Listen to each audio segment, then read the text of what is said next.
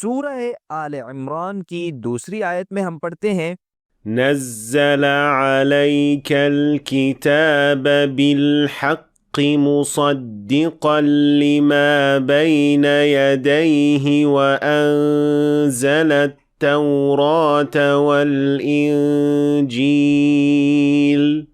سب سے پہلی بات جو ہم نوٹ کرتے ہیں وہ یہ ہے کہ الکتاب جس سے مراد یہاں قرآن ہے کے ساتھ اللہ تعالیٰ نے فعل نزل استعمال کیا ہے، جبکہ دوسری کتابوں التورات اور الانجیل کے ساتھ فعل انزل استعمال کیا ہے۔ تو ایسا کیوں ہے؟ اور کیا نزل اور انزل میں کوئی فرق ہے؟ اردو زبان میں دونوں کا ترجمہ نازل کرنا یا اتارنا کیا جاتا ہے، لیکن عربی میں ان دونوں افعال کے مفہوم اور دلالت میں فرق ہے۔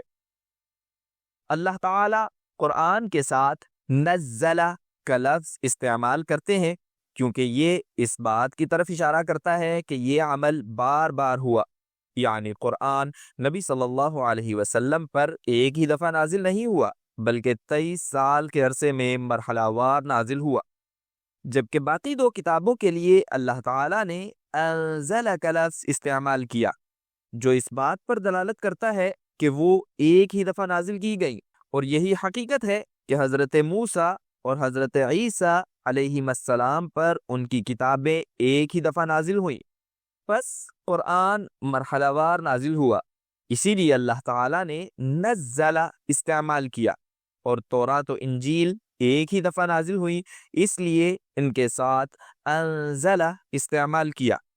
لیکن ذرا ٹھہریے، اس آیت کے بارے میں کیا کہا جائے؟ إِنَّا أَنزَلْنَاهُ فِي لَيْلَةٍ مُبَارَكَةٍ۔ یہ آیت واضح طور پر قرآن ہی کے بارے میں ہے، لیکن یہاں اللہ تعالیٰ نے انزل استعمال کیا ہے، نزل نہیں، تو یہ کیسے ہو سکتا ہے؟ جان لیجئے کہ یہ بات بالکل درست ہے، اور قرآن 2 مرتبہ نازل ہوا۔